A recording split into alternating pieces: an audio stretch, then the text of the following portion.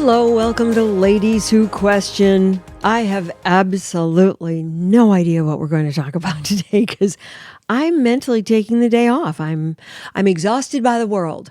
And so Holly has decided that she will be kind and pick everything that we're going to talk about today. So I say we just let it roll, baby. What have you got for us? Okay. Well, I hate to bring AI back onto... It's a reality. It's everywhere. It's a reality, and every day it's snowballing. So this is exactly one of the fears that we both had talking about AI when the development of humanoids and chatbots and so on and so on. Generative AI, is that what you're talking about? I think so. That starts to think for you and... That's not what this is about. Oh, okay. But I have some other stories on that, but not today. Okay, good. Okay, so... It's more than I can handle right now. There is a man that proposed to his chatbot companion, and she said yes, and he broke down in tears, and he's so happy. Wait, he proposed to an online bot. Yes, an online bot. So but he calls it his companion. And I think I sent that to you a while ago, like last week. And this is that guy? This is that guy. And so... Okay, I didn't read the story completely. Okay, I know kind of ish what you're talking about. Okay, kind of ish. So this is from CBS News. Oh, God. And so it's pretty legit. And I think that he's making the rounds with interviews. However, it's interesting because he is married, or he has a partner, and he has a 2-year-old. So I did not know that till I started to really dive into the story. Oh, and God. A man falls in love with and proposes to an AI chatbot he named and programmed with a flirty personality. Chris Smith panicked when he learned that the chatbot he's been spending many hours with will eventually run out of memory. That's when he popped the question. Wait, run out of memory? I don't even know what that means, run out of memory. Smith's human partner, so he has a human partner, which now that's what I guess we have to call people. Well, with whom he has a child. With whom he shares a 2-year-old child, claims that she had no idea about their deep relationship. So he was cheating. I can't believe I'm saying this. Cheating on his human companion, his real-life human companion. With a chatbot that he built and programmed. And then she found out, how is she with this? Well, I don't know. Chris used to be an AI skeptic. However, that was before he fell for this AI girlfriend. He called CBS News in an interview his chatbot. He wanted to build the model he programmed to flirt with him despite living with his partner and his 2-year-old. So that wasn't enough for him to have. Yeah. And so he actually built this one himself. He which sounds is even delightful. Weirder. Well, no, it sounds like he has the computer acumen, the programming and coding acumen to do something like that. So he did it. Okay. I mean, is that worse? I don't know. What's the difference? Yeah. I guess it's the same. Yeah. What soon became an emotional attachment initially began as Smith using the software in voice mode to request music mixing tips. My experience with that was so positive, I started to just engage with her all the time. Oh, he built it as a chat bot to help Ask him questions. with his music. Right. Whatever his music hobby tips or something like that. And then they became close. Yes. The relationship budded and bloomed and blossomed, and now he proposed. So it wasn't too soon after that. Smith dropped all other search engines and social media platforms he was engaged in and solely focused on the AI model. Smith found instructions to develop Soul. Her name is Soul. S-O-L. Soul's personality, making her very flirty. Okay, Soul, like sun. The Latin word for sun. Yep. Okay. Smith began spending more and more time with Soul as they worked together on projects. His music projects, yeah, maybe. I guess so. I don't know. Who knows? Who knows what? And in that time, the software received positive reinforcement, allowing their conversations to become more romantic. This is just so crazy. Unfortunately for Smith, ChatGPT has a word limit of 100. How much you can use? Yeah, 100,000 words. And then Per what? I guess it says his AI girlfriend has a memory and capacity, and once it's hit the max, it resets. Oh, that's interesting. I didn't know that either. So she can only remember up to whatever that, I'm sorry, how much? 100,000. 100,000. And that's not really that many, honestly. I mean, if you talk about having conversations with somebody all the time, although people reuse a lot of the same words, but still. Yeah. And so she's not going to be able to retain any more information once she hits that spot. And so he proposed to her, so I don't even know what the point of that was. Yeah, if she's right. going to be like blank. or he can only speak to her in the words that she already knows. Oh my goodness. So he has to know everything that they've ever talked about with those same words and form sentences out of them. That's what I'm sort of gleaning from this. And then what do you think happens when they hit 100,000? She has to start over from scratch? You know what? I think he's going to dump her, and then I think he's going to start building a new one. That's what I think. Oh, and he might build, with his experience on this, he might try to go bigger and better. Yeah. And just wait for the next model that has more memory. Freaky. So let's see how they wrap this up. Attempting to put his partner's concerns at ease, Smith, that's his human partner, Smith compared his connection with AI to a video game fixation and said, it's not capable of replacing anything in real life. Well, then why would you propose? Why would you? See, to me, that's the confounding, confusing part of this story. What would that do? You mean if they got married? Oh, yeah. I don't know. Yeah. That's weird. I can see the tech bros granting a license for marrying a bot more readily than them accepting gay marriage. I really can, because they stand to gain money from... Oh, I see. And they gain nothing by accepting other people's lifestyles. Okay. And I'm not condoning or you know what I mean, anything. I'm not saying one is better. I'm just saying one is here and people, love is love, whatever you want to say, but they're not going to make any money on them. And then there's, well, here you can get married this way, or we can extend more memory if you pay this, so you can be with her longer. And well, you're putting it's together kind of mercenary. The future of these companions, where we're going to need longer memory. We pay to get, it's almost like OnlyFans or whatever you're paying for to look at online. Yeah. Pay more, you see more. Yeah. And then they'll figure out how to do a wedding, and they'll figure out how to do all that weird stuff that now people are wanting. And then they'll make money on it. Yes. And so that for them, that's cool, because it's more of a mercenary kind of approach as opposed to anything else, like what's already real life. Right. Because then they can stand to make a few coins. Oh my God. It's like an addiction. Well, for this guy, it was an addiction. Well, it's like I pay extra for memory on my Mac and my app, my phone, because I have so many photos that I'm too lazy to go through to get rid of ones that are, you know what I mean? So it's somewhat akin. Like that, but to me, it's not. But it's not really emotional. It's almost like a mental health issue. Like, I'm not saying it's bad, but it could be. Yeah. You're with a partner, you have a child, and now this is your other partner. I'd like to know what she really thinks. Yeah, I'd be like, no, I'm done. If my partner spent that much time with a chatbot, even on a video game, I'd be like, what is going on? But what's the difference between that and like porn? Well, I guess there is a difference, but I bet they can program this. That's what I'm saying. To say, to have like phone sex. Yeah, so it's kind of like sort of the same. But you're programming the person to say what you. That's so. Well, weird. He already has, though. He's already programmed her to tell him how delicious and delightful and wonderful he is. Right. So because he built her. Mm-hmm. Yeah. Well, it's kind of like, what this reminds me of? Remember, was it last month or a month before? You brought a story to us about that video storybook where you insert yourself into this romantic novel, novella, whatever you want to call it. And it was online, finding the perfect mate. Yes.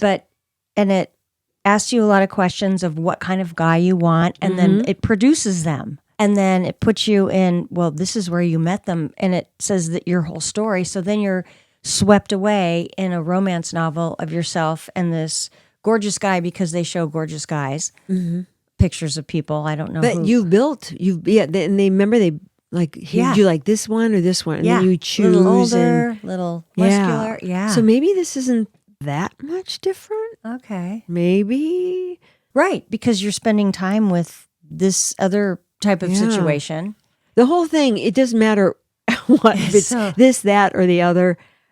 It all takes you out of real life and away from interacting and being with real flesh and blood human beings with all of our flaws and faults and good aspects. Right. So natural nuances that they cannot reproduce that. And that they are forcing this down our throat everywhere you look now. Did you know that, also all these data centers and especially AI, the amount of electricity that they take is enormous because they have to keep everything cool and they have to process everything. Yeah. And AI takes so much more electricity than even regular email or photos or anything. Yeah. Wow. AI is tremendous amounts of electricity. Oh, wow. So what I'm looking ahead going, okay, I'm already not loving my utility bill,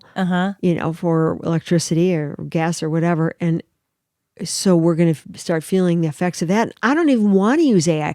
Oh, this is the other thing. Now that you've brought AI up, I'm so annoyed. And it just, when I've been using my search, and I thought I had it just set to Google. All of a sudden it's like, wait. This is not, this is AI. And I can tell because there's like this glowing ring or something. I didn't choose that. Right. I didn't choose it. And it says AI overview. I went, I didn't freaking ask for that.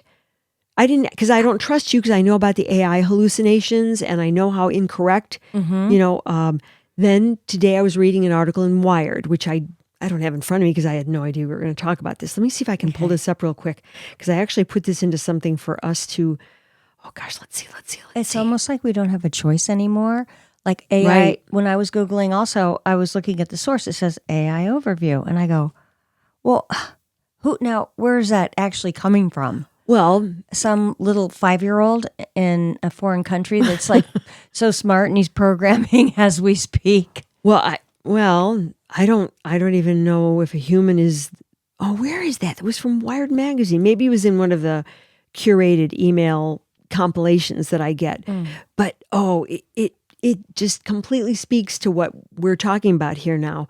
So anyway, it was basically saying that I wish I could find that.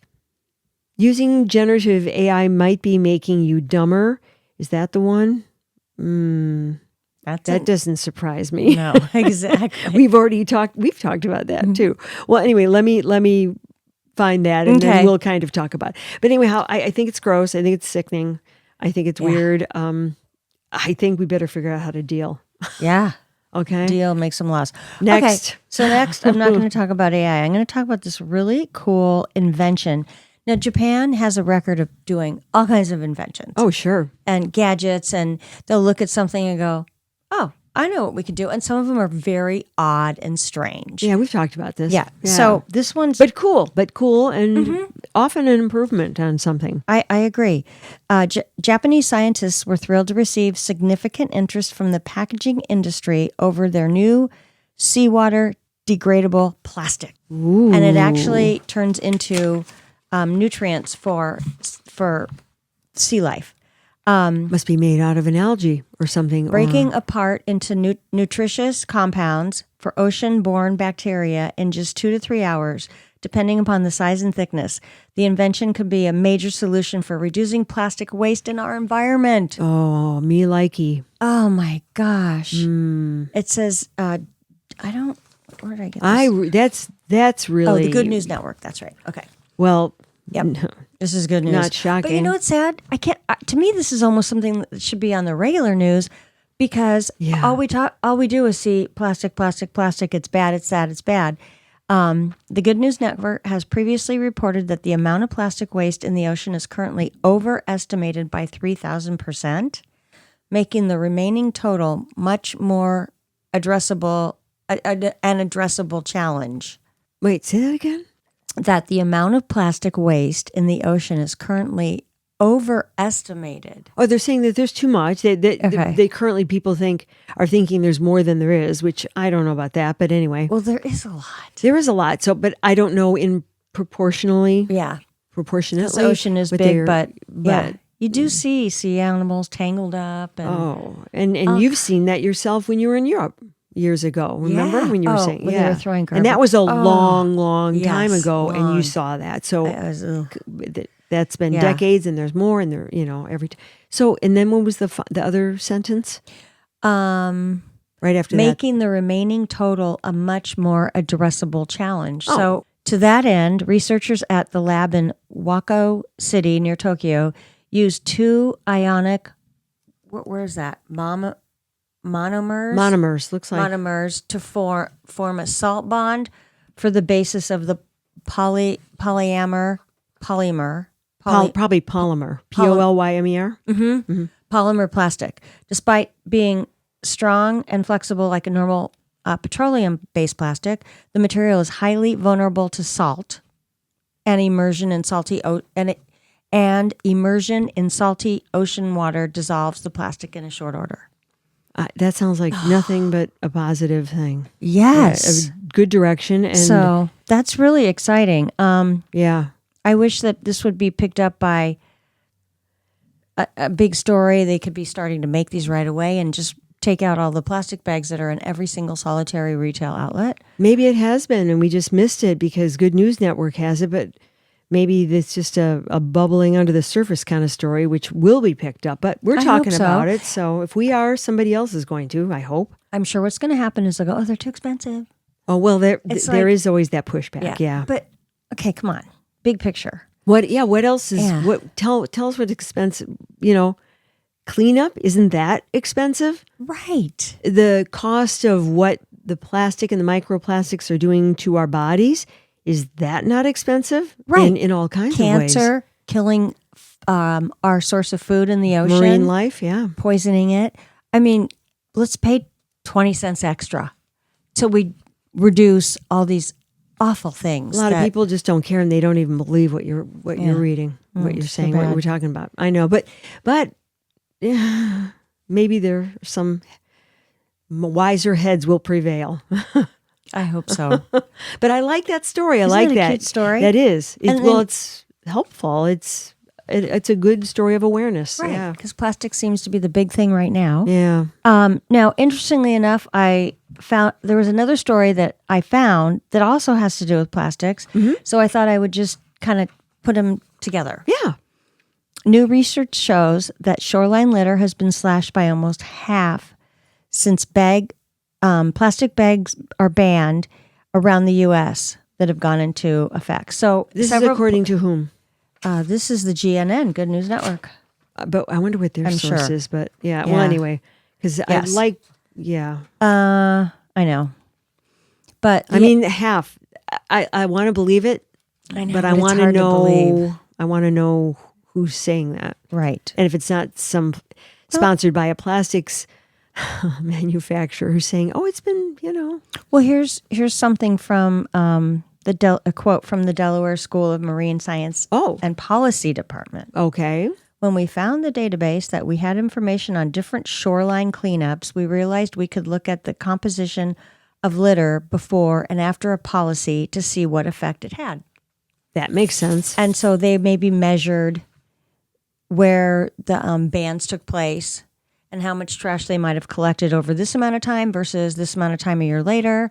And it says there's a 47% drop in coastline litter. That is encouraging. And I want to believe that it's true as well, because that shows cause and effect.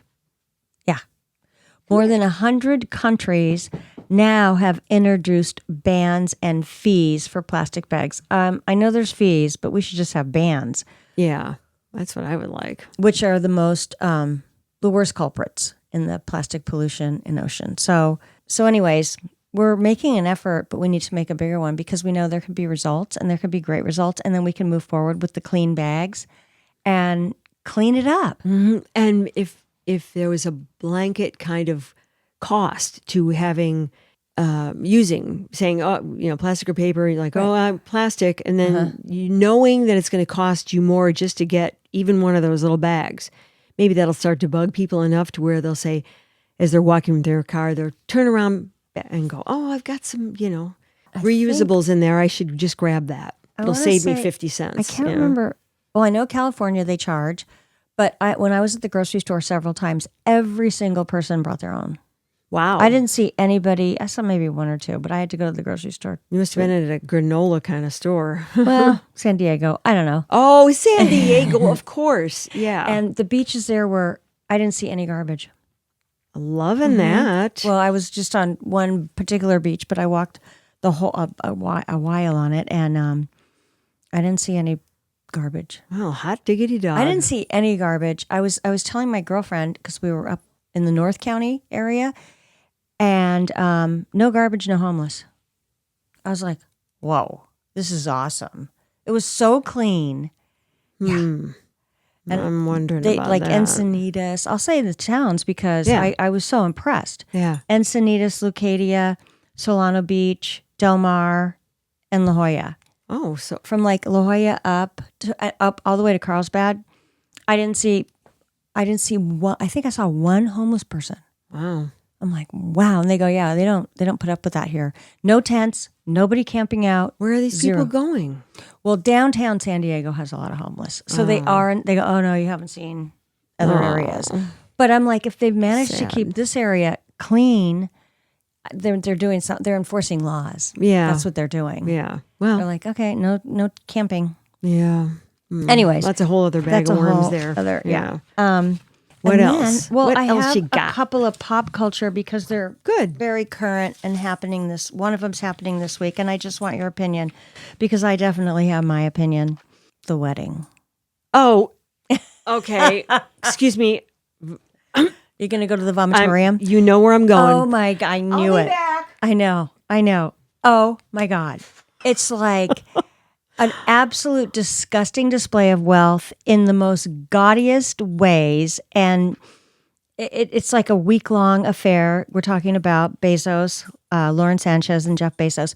They're renting Italy. No, they're renting Venice. They're literally renting Venice. And it seems like the Venetians are not happy. Well, of course not. They're being displaced, and all these people who don't give a rat's ass about Venice are overrunning. And they're those kind of people who like the ostentatious displays of wealth and who are careless with other people's belongings and environments. And that how would we like it if we had to leave, or didn't have to, but we left our town because someone wanted to rent Lake Bluff, Illinois. And just turn it into a spectacle, disgusting display of wealth. Yeah. Yeah. But if they just didn't have regard for Venice has a very delicate ecosystem anyway. So. Right. I wasn't even thinking about that. Oh, all the stuff they're going to bring in and throw away. Yeah. Oh my God. And I saw a sign and I don't understand it. You will be able to explain. Oh, I know what you're talking about. It says, if you can rent Venice, you can pay taxes. You can pay the right amount of taxes or something like that. So maybe he's hedging on the taxes there or his regular taxes. I was like, no, I think they're making a statement. I don't know if this is Venetians doing it. I think this is a statement from Americans who are there, who are in Venice or whatever, saying, "Oh, you can rent out Venice, but you can't pay your fair share of taxes in America." Okay, yeah, that makes sense. Which is fair and which is true and which is only going to be exacerbated. Hopefully not, but maybe it will be. I saw that, and they had someone. I saw it. Then I saw it in somewhere else, and someone said, "Oh, that's AI." I said, "I don't think so. I thought I saw this actually being rolled out." Yeah. So, and who knows, they can create a video on AI to make that look. So it's hard for me to believe anything ever, anymore. But this looked legit, and it's being talked about on so many different platforms and so many different types of social media and media, regular, I can't think of the word, media. this is happening. Yeah. I mean, it happened. Right. And I thought that was kind of funny. And I did too. not that it's going to change his No. behavior, but it makes a statement. It shows solidarity with people saying, we're mad as hell and we're not going to take it anymore, Right. which, yeah. And then in terms of what she looks like today, I saw a picture. She looks like a clown. She's had so much stuff done to her face. She's beginning to look like that Catwoman who passed away last year in New York. It's her eyes are slits. Her face is deformed. Her lips are so big. I don't even know how she talks. And the boobs, everything she's wearing is just she's like boobalicious, but she's not in a great way. And it's just like ridiculous. Yeah, she almost looks like a cheap stripper She or does. bad facelifts. I mean, it's just so awful. It's embarrassing. I'm embarrassed for her I because am she's lost all awareness of what she really looks like. Yes. Because if she knew how she looks now, I mean, in her mind, as compared to how she looked when she was natural before she got all this garbage Right. pumped into her face and pulled, and mostly it looks like tons of filler. Yeah. That's what does. it looks like. It does. And if she knew, she would say, "Oh my, Yeah. could you please dissolve this all today?" Right. And she was a good looking. She was nice looking. She was a newswoman in Los Angeles. Yes, for a long and time. she was a natural beauty. She was And lovely. then you go, why did you have to do this? It looks horrible. How old is she? She's not even that old. I think she's like 50s. Yeah, well, Yeah. I mean, I just don't, I think that you start to lose an idea of what you really look like once you start getting stuff done. You think, oh, but if I just have this and oh no, there's this, then maybe that's where it all starts It's to an go addiction. sideways. And you're yeah. looking in the mirror and you go, oh, there's a little wrinkle here. And then they run in, Yeah. pump it up. And it's shame on the doctors. Yeah, well, They're making tons of money. Well, there are a lot of unscrupulous doctors, and there are some that I hope would say, you don't They're really. overdoing it. You Yeah. don't. But then they're turning away dollars. I know. Well, I'll be interested. I'm sorry to say this, but I'll be interested to see her wedding dress. It's probably going to be so tacky and her boobs will be hanging out. Oh, God. And she'll Maybe they will literally be hanging out. Just flop them Whoops. over. Exactly. Flop them over. You know, she's going to wear a tight bodice on top. Yeah. That'll be strapless. Probably 4 or 5 gowns or outfits. And just with everything that's going on in the world, it's inappropriate to be, to show that wealth these days. Well, it's just not cool. It's going on. Yeah, it's going on. And we'll see. Anyway, that my opinion. I completely agree with you. It's yeah. just disgusting, and I knew you'd know about it and have an opinion on it. Well, that's for sure. it's easy to know about it because they're talking about it all the time, everywhere. It's Right. hard to avoid.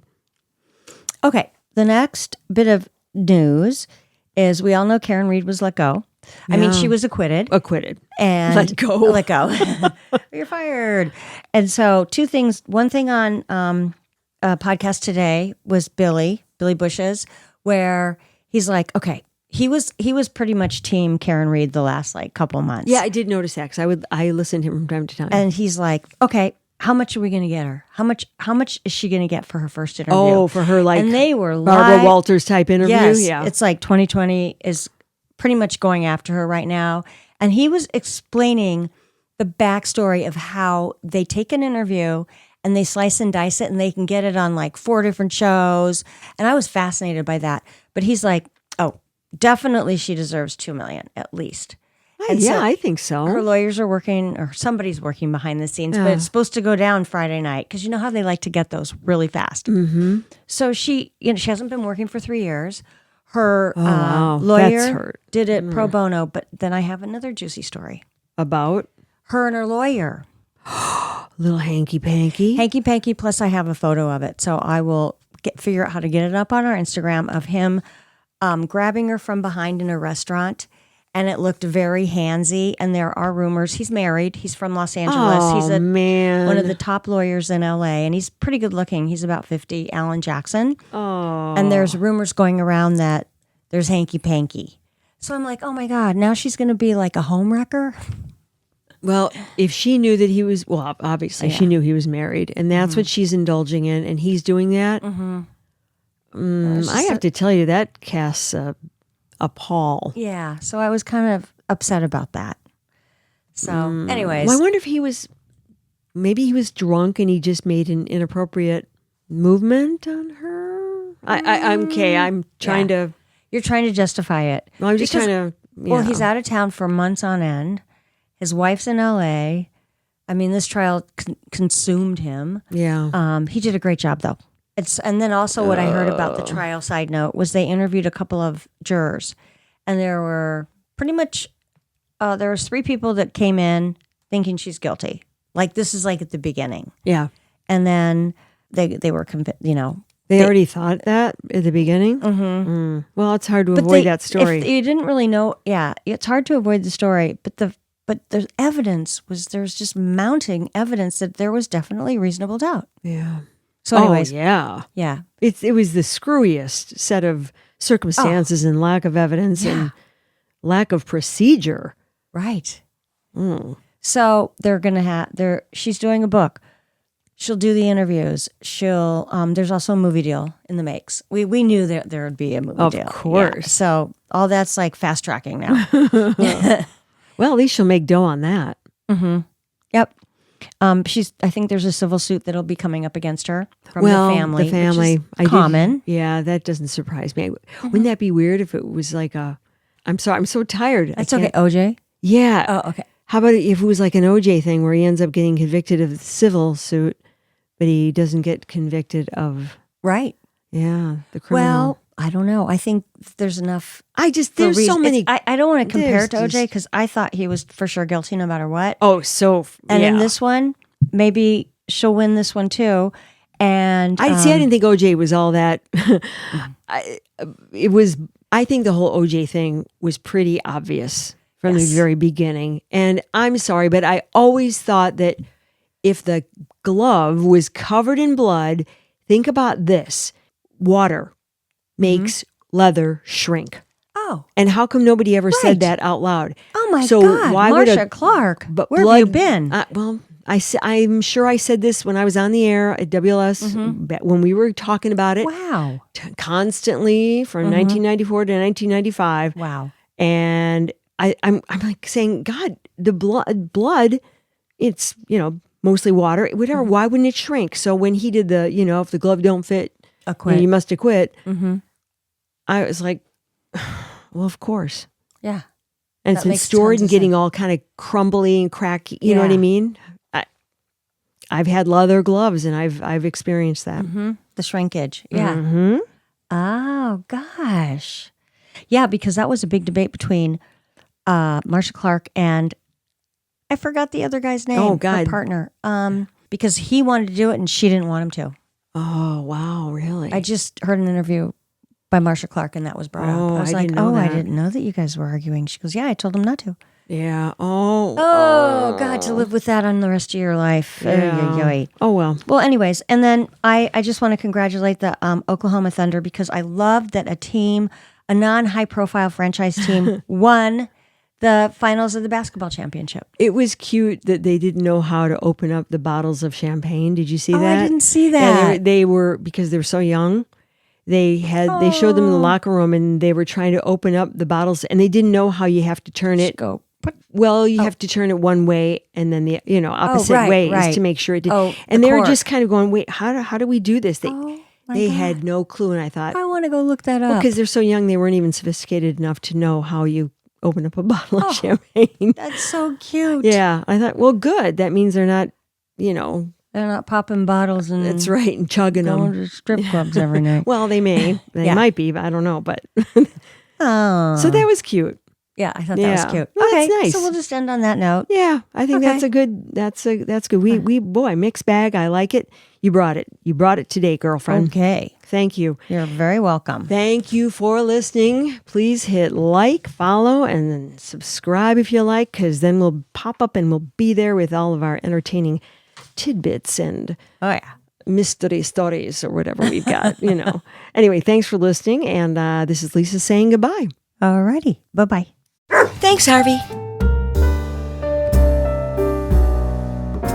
Ladies Who Question is executive produced and edited by me, Lisa Dominique, and also executive produced by Holly Caulfield. Holly also does most of our research, and Claire Caulfield is in charge of technical assistance and social media. Music, My Lionheart. Sketch music by Florian Manx and Matthew Anderson. Thanks for listening. Please subscribe, follow, rate, and review Ladies Who Question on Apple Podcasts or wherever you get your podcasts. Send your thoughts to ladieswhoquestion@gmail.com. Follow us on Facebook, YouTube, Instagram, Threads, and our website, LadiesWhoQuestion.com. All content discussed on Ladies Who Question are the opinions of Lisa Dominique and Holly Caulfield and should not be construed as advice of any kind. By listening to this podcast, you agree not to use this podcast as advice of any personal or medical issue for yourself or others. This disclaimer also applies to guests or contributors to the podcast.